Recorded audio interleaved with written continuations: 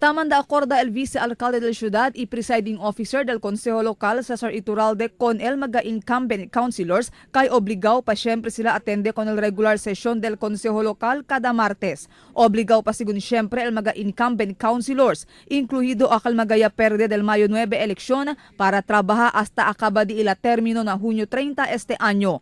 Si Iturralde habla pa que ay continua sila recibir salario hasta na Hunyo 30 este año.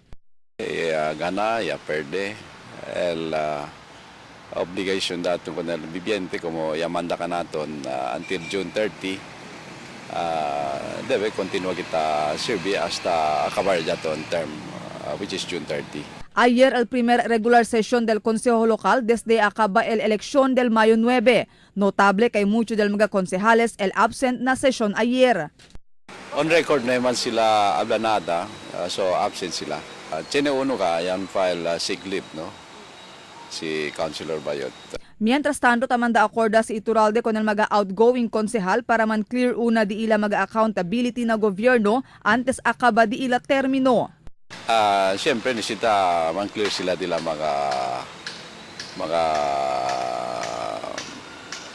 accountabilities na gobyerno. Si tiene sila mga cash advances o si tiene sila mga equipment debe devolverse na gobyerno. Marifita Mayo, Dateline Zamboanga.